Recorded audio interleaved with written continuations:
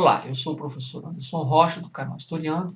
Hoje iremos abordar o conceito de burguesia. Iremos ver as suas principais características e como esse termo é empregado nos dias de hoje. Relembrando, toda terça temos um novo vídeo. Se você ainda não está inscrito, inscreva-se e ative as notificações. Pesquise no YouTube pela hashtag Historiando Anderson Rocha, conforme está sendo mostrado agora, e veja todos os nossos vídeos. Participe. Vamos ao vídeo de hoje.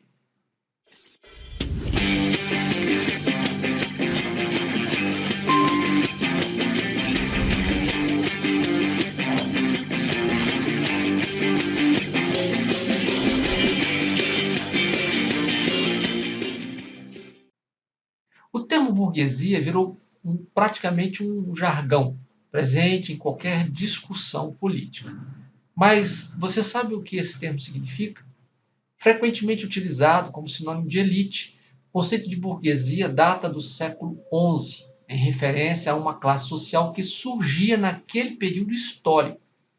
Compreender a história e as características dessa classe social é fundamental para o entendimento sobre economia e política, uma vez que a burguesia é responsável pelo surgimento do capitalismo e por importantes marcos históricos, como as revoluções francesa e inglesa. Além disso, esse termo também é essencial para a ideia de luta de classes, assunto utilizado no meio político desde o século XIX. Por essa razão, vamos explicar a evolução histórica dessa classe social, desde o seu surgimento no século XI até os dias atuais. Burguesia. Origem histórica da burguesia. Entre os séculos XI e XIV, a Europa vivia o feudalismo, sistema de organização econômica baseado na posse de terras, na descentralização do poder e na produção para a subsistência. Ou seja, o Estado era dividido em feudos, onde os senhores feudais eram a principal autoridade. Nos feudos, a mobilidade social era inexistente e as únicas classes sociais eram nobreza, clero e servos. A produção do feudo era apenas de subsistência, sem existir comércio ou uma moeda. Origem histórica da burguesia. Originalmente, o termo burguesia está associado ao vocábulo burgos, como eram chamadas as pequenas cidades, que surgiram com o renascimento da atividade comercial no fim da Idade Média. Dessa forma, a palavra burguesia surge para denominar a classe social comerciante que crescia com o enfraquecimento do feudalismo. A burguesia consiste na classe social dominante dentro do sistema capitalista. Trata-se, na prática, daquele grupo de pessoas que detém os bens de produção ou o capital. Essa classe social pode ser dividida em alta burguesia, aquela que de fato detém os meios de produção, a média burguesia, que são os comerciantes e profissionais liberais, e a pequena burguesia, que são pequenos comerciantes e artesãos. Aqui uma observação. Média burguesia, comerciantes e profissionais liberais, ou seja, o professor, o médico, dentista, farmacêutico, o comerciante, aquele comerciante que tem uma loja que vende calçado, que vende blusa. Pequena burguesia, são os pequenos comerciantes. Podemos colocar aqui nesse meio aqui, os vendedores ambulantes, por exemplo. Artesãos, o sapateiro, o carpinteiro, o marceneiro. Então, nós podemos notar que esse termo burguesia ele é muito abrangente. A mobilidade social ela não existia no sistema feudal, que era baseado na produção de subsistência. E aí, o que acontece? Essa mobilidade social passa a ser uma possibilidade. Por quê? Porque com o comércio, os produtos passaram a ser trocados por moeda. Ao invés de se trocar um produto por outro, passa a ser possível trocar um produto por dinheiro. E parte desse dinheiro poderia ser guardado, originando de certa forma, um acúmulo de riqueza. Agora, quando falamos em riqueza hoje, nós pensamos aí nas grandes fortunas, né? Não. O acúmulo de riqueza é tudo aquilo que está excedente. Então, se você tem um dinheiro numa poupança, seja ele R$ 100, R$ 200, é um acúmulo de riqueza, guardadas as devidas proporções, no sentido da riqueza que nós entendemos. Dessa forma surge, né, dentro do extrato social dos servos, ou seja, na classe mais baixa, uma nova classe social, que é intitulada de burguesia, que são compostas por aqueles pequenos comerciantes que ascenderam de classe social em função do excedente que obtiveram por meio da atividade comercial. Nós temos que observar o seguinte: no capitalismo você gera um excedente da produção. E esse excedente da produção, ele vai ser comercializado, ele vai ser vendido, ele vai ser trocado por dinheiro, o que vai gerando um acúmulo de riqueza e você sempre tem produto a ser vendido. Então não existe desabastecimento. Então essa atividade comercial que foi desenvolvida pela burguesia, que gera a lógica da mercadoria, que é o tema central do sistema capitalista. Então, a lógica da mercadoria. Eu tenho que acumular um excedente de produção para que assim eu possa fazer o sistema rodar. E como mencionamos anteriormente, a economia do feudalismo ela era voltada para a manutenção dos feudos. Somente isso. Subsistência e manutenção. Com o advento da atividade comercial, os produtos eles passam a ser trocados não por outros produtos, mas por dinheiro, como eu já disse.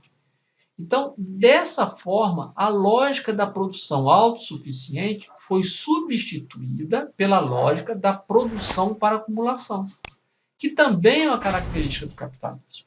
Então você produz para ter um excedente de produção, para você acumular, para você dispor esse material para outros e assim trocar por dinheiro. O surgimento do Estado-nação. Como mencionamos, durante o feudalismo, o poder político era descentralizado, dividido entre rei e nobreza, senhores feudais que eram as autoridades locais. No entanto, com a ascensão da burguesia, esse sistema político começa a ser inviabilizado. Isso porque a burguesia sentia-se prejudicada pelos senhores feudais que cobravam altos tributos e não ofereciam as condições necessárias para o desenvolvimento da atividade mercantil. Dessa forma, a classe burguesa que ganhava poder apoiou a centralização do Estado na figura de um rei absolutista.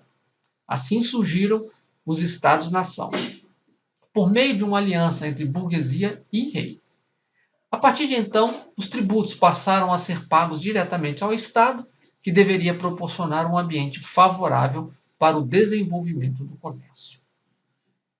Surgem então as revoluções burguesas.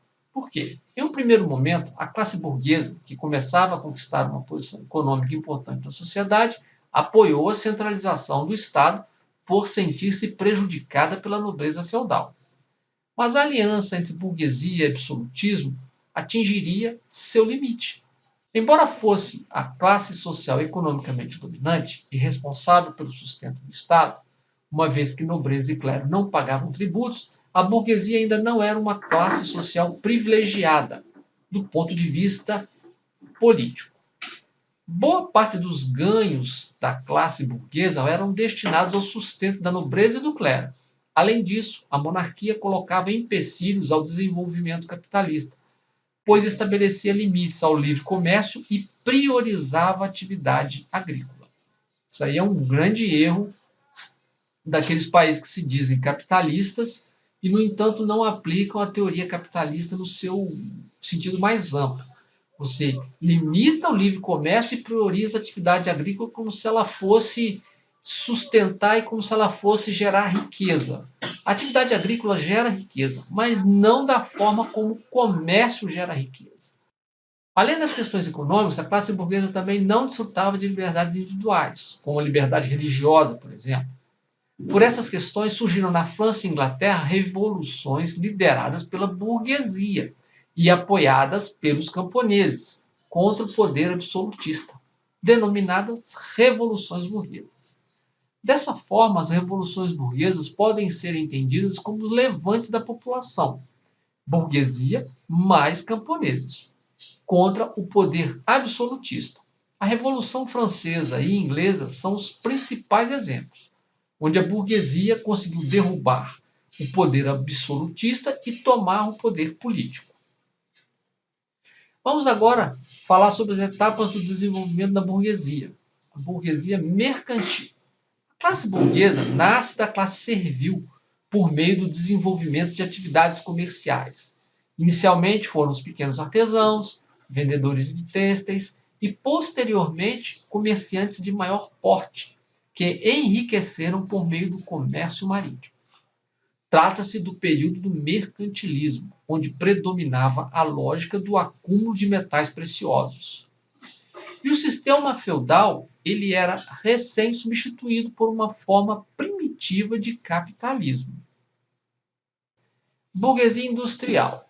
No século XVIII, o avanço da atividade comercial levou ao desenvolvimento das indústrias. A classe burguesa era, naquele momento, formada por proprietários dos meios de produção, ou seja, os donos das fábricas. Foi o desejo da classe burguesa de aumentar seu lucro que impulsionou o desenvolvimento industrial. Friso aqui a palavra desenvolvimento. Então, o capitalismo ele sempre está ligado a duas questões: a liberdade, seja ela do comércio, seja da religião, seja ela individual, e a desenvolvimento, ou seja, gerar lucro. Só que esse lucro ele é também repassado ao Estado em forma de impostos. Então, o capitalismo gera desenvolvimento e ele gera acúmulo de riqueza pelo Estado. Agora, a burguesia nos dias de hoje, com a Revolução Industrial e, posteriormente, com a financiarização da economia, identificar e caracterizar quem é burguesia na atualidade tornou-se uma tarefa mais complexa. Embora o termo tenha surgido em referência à classe comerciante que estava em ascensão, é importante enfatizar que o ponto central da ideia de burguesia é que essa é a classe detentora do capital. Isso significa que, em uma economia complexa como a nossa, a burguesia é uma classe cada vez mais heterogênea, no sentido de que desenvolve uma ampla variedade de atividades. No entanto, permanece como característica inerente à burguesia todo aquele que exerce atividade econômica onde ele detém o controle sobre a propriedade e o capital, seja em qualquer dimensão. Para concluir, o termo burguês normalmente não é empregado de forma correta. Foi mostrado aqui que todo aquele que tem seu próprio negócio ou é autônomo possui a característica do burguês. Ao tentarmos utilizar o termo sem a devida contextualização, demonstramos uma falta de conhecimento histórico e conceitual. Qualquer um que não detém esse conhecimento não possui autoridade para taxar, seja lá quem for, de burguês. Porque burguês hoje, e sempre foi assim, é o pequeno comerciante, é o vendedor ambulante, no sentido histórico da palavra. É aquele que não vende a sua mão de obra para alguém. Então, se eu tenho uma empregada ou um empregado, eu sou burguês, do ponto de vista teórico. E assim, terminamos nosso vídeo de hoje. Espero que tenham curtido o assunto. Nos ajudem a divulgar o canal. Muito obrigado pela companhia. Eu sou o professor Anderson Rocha, do canal Historiando. Te espero no próximo vídeo. Até lá.